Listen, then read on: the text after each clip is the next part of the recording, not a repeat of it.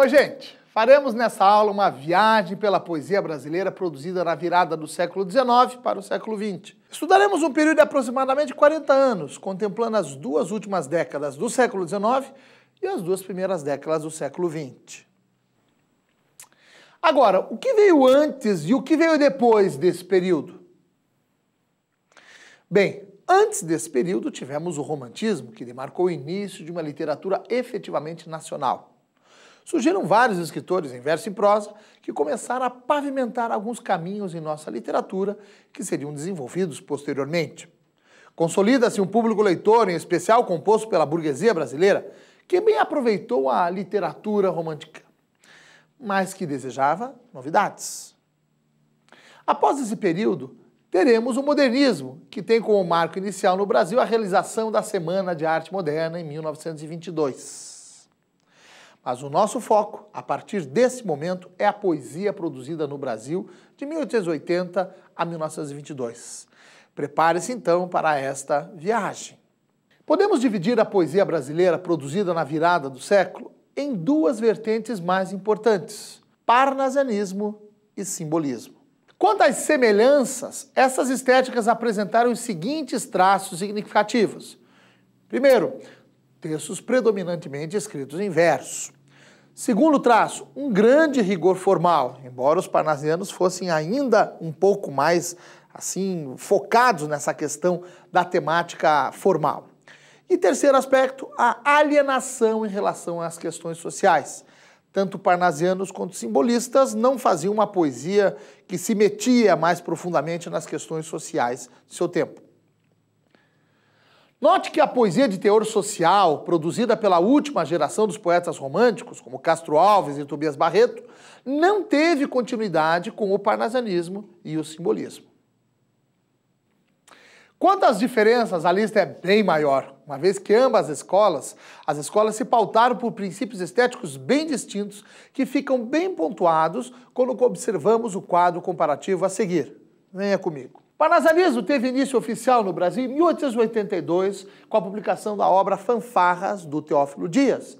E o seu término oficial se daria em 1922, com a realização da Semana de Arte Moderna.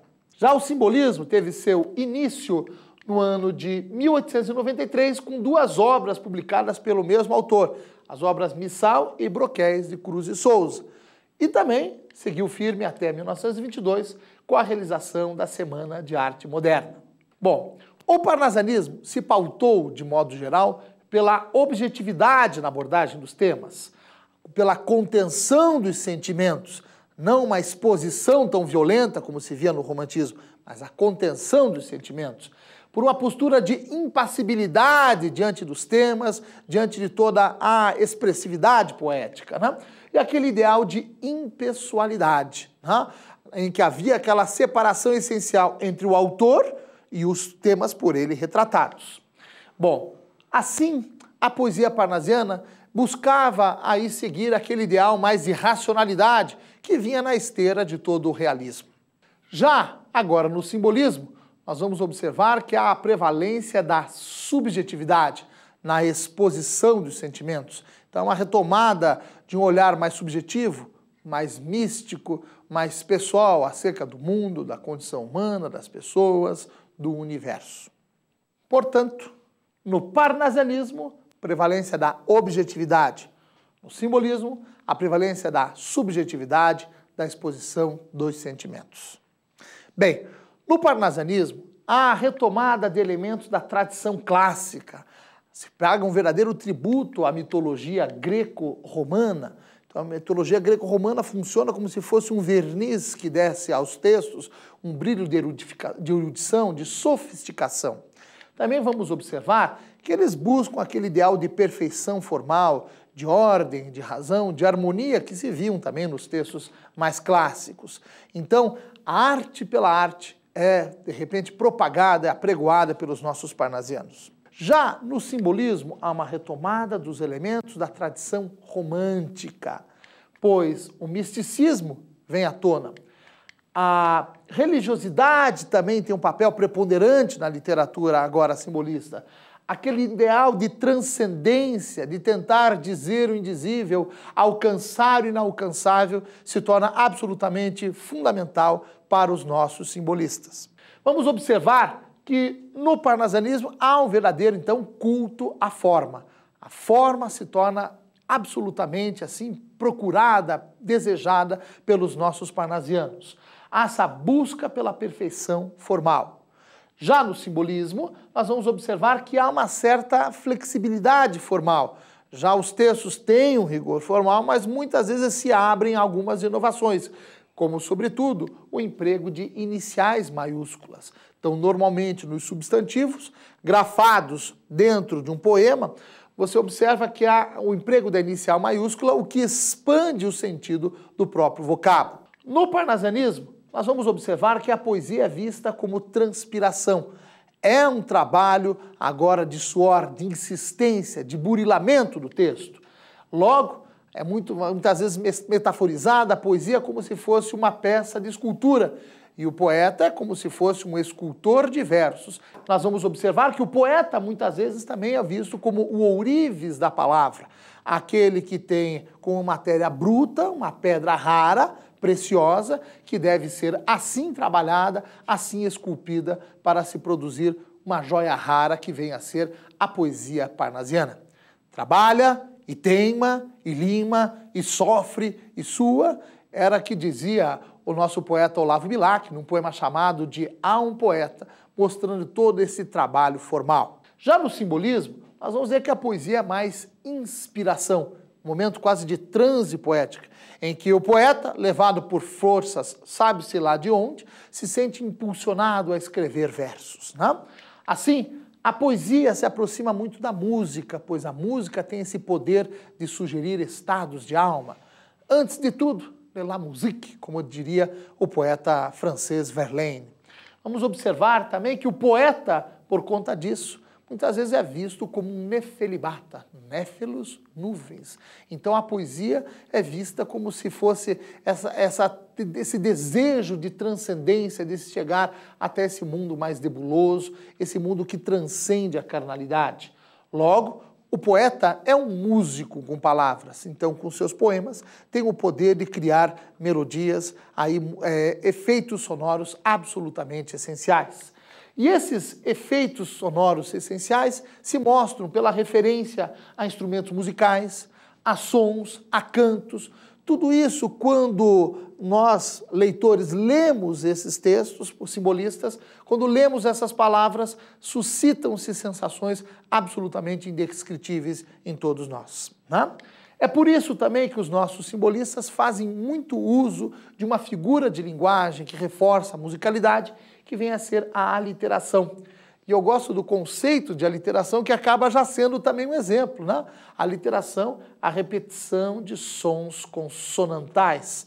Olhe só nesse conceito como a repetição do som s ao longo de todo o texto.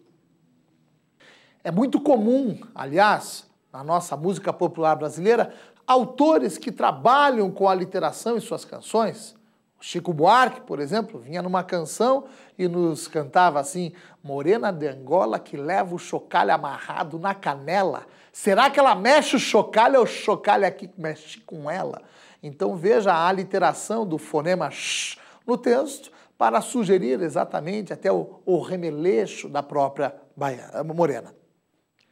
No parnasianismo, vamos observar que há o uso de uma linguagem mais objetiva, de uma linguagem mais descritiva, que procura retratar mais um mundo material, concreto, palpável.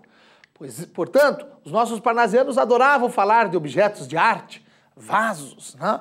Aí um poeta como Alberto de Oliveira, que fez sonetos como vaso grego, vaso chinês, taça de coral, né? Taças, ruínas, árvores, a natureza, velhas árvores, como era um outro poema do Olavo Bilac. O que mais? Vamos observar também que aparecem certas cenas da história em tom mais universal, né? Já no simbolismo é diferente. Eles procuram fazer uso de uma linguagem muito mais sugestiva. Sugestão, eis o sonho. No simbolismo, uma linguagem muito mais subjetiva, mais simbólica, mais sugestiva, que procurava sugerir em vez de definir, em vez de dar descrições objetivas. Portanto, os simbolistas visavam mais o mundo abstrato, o mundo transcendente. Portanto, as cenas são muito mais vagas, muito mais indefinidas, muito mais diluídas. Então, a sugestão vai predominar totalmente sobre a descrição, uma oposição radical nesse aspecto em relação aos parnasianos. Nós vamos observar, então, que há essas cenas mais abstratas, retratadas pelos simbolistas, os estados de alma, que por si só já são bastante transitórios, né? O inconsciente, o subconsciente, o universo da loucura, das alucinações, enfim, tudo isso é fundamental para os nossos simbolistas, numa postura bem antimaterialista, bem antirracional. No momento em que a ciência achava que tinha decodificado todos os mistérios do universo, ou o que não havia sido decodificado era uma questão de tempo, como muitos entusiastas da ciência diziam, os simbolistas perceberam que, em se tratando da mente humana, em se tratando desse universo interior humano, era impossível descrever tudo com clareza, ou então decodificar tudo com absolutamente uma mais precisa objetividade. Não, era possível apenas sugerir todos esses elementos. Bom, mas qual a forma encontrada pelos simbolistas para exatamente sugerirem esses estados de alma, todas essas atitudes mais interiores? Bom, eles vão fazer uso de alguns recursos, dentre eles o emprego das sinestesias. O que é a sinestesia? É uma figura de linguagem que consiste na fusão de sentidos, na fusão de sentidos fundamentais. Nós captamos toda a realidade por meio de 5 sentidos básicos: a audição, a gustação, o olfato, né, o tato e a visão. Então, muitas vezes os simbolistas adoravam simplesmente coordenar todos esses elementos. Por exemplo, vamos pegar um exemplo um pouquinho mais contemporâneo nosso. Havia uma banda no Brasil nos anos 80 chamada de A Cor do Som. Olha o nome totalmente sinestésico, um som que possui cor. Ou então, num exemplo já clássico dos livros didáticos, Cruz de Souza, grande poeta simbolista, viria e nos dizia bem assim num texto: indefiníveis músicas supremas, harmonias da cor e do perfume. Harmonias, um fenômeno auditivo; cor, um fenômeno visual; perfume, um fenômeno olfativo. Portanto, o eu poético tem um som na sua mente, ele tem uma música na sua mente. E como descrever tudo isso, ou tudo aquilo que esta música suscita em sua cabeça? Impossível. Então dá para sugerir. Então é uma sonoridade que possui até mesmo uma certa cor, que possui até mesmo um certo aroma. Esta era a sinestesia empregada pelos nossos simbolistas. Nós vamos observar também, no simbolismo, o emprego de símbolos cósmicos, símbolos musicais e símbolos religiosos. Por símbolos, entendam-se substantivos que, grafados no texto, quando lidos, geram no seu leitor sensações absolutamente diversas. Você pode até não ser a pessoa mais religiosa do mundo, mas quando entra num ambiente, como uma igreja, diante de todas aquelas imagens, diante de todo o ambiente em si, tudo aquilo gera uma sensação de introspecção. Outra, a natureza exerce um fascínio sobre o ser humano desde que o homem é homem. Outra, os instrumentos musicais, ou a referência a timbres, tudo isso desperta em nós sensações indefiníveis. Logo, os simbolistas vão recheando seus textos com esses substantivos, como altares, aí como também, aí de repente, incensos, turíbulos, crucifixos, ou então a imagem de lua, de constelações, aí enfim, de nuvens, de mar, também de violões, de cantos, de cânticos, de outros instrumentos. E tudo isso vai gerando em todos nós sensações absolutamente indescritíveis. Esta era a poesia simbolista, que procurava dizer o indizível, alcançar o inalcançável. Bem, mas como essas manifestações poéticas ocorreram no Brasil? Qual a receptividade delas aí diante do nosso público, diante de nossa crítica? Vamos ver que no parnasianismo ocorreu o seguinte: os poetas parnasianos obtiveram assim um grande prestígio no Brasil, junto ao público e junto à crítica. Foram considerados verdadeiros heróis nacionais à sua época, né? Já o simbolismo, ele observou o seguinte, ele teve pouco prestígio nos primeiros anos. Os poetas simbolistas eram vistos muitas vezes como idiotas nefilibatas, que ficavam com aquela cabeça no mundo das nuvens, aquela poesia também no mundo das nuvens.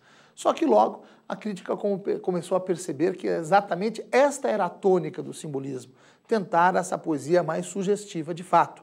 Então, aos poucos, os poetas simbolistas foram conquistando aqui um público pequeno, porém fiel e também que foi se alastrando pelo Brasil inteiro. Aliás, até no Paraná e na região sul do Brasil, de modo geral, a poesia simbolista teve uma grande aceitação, também com o surgimento de muitas revistas literárias aí a partir do início do século XX. Bem, quem são os grandes autores, quem foram os grandes autores do parnasianismo e do simbolismo brasileiro? Vamos vê-los agora aqui. No parnasianismo, são 3 os grandes autores que compuseram uma espécie assim de santíssima trindade da poesia parnasiana brasileira, que por sinal aparecem nesta foto juntos.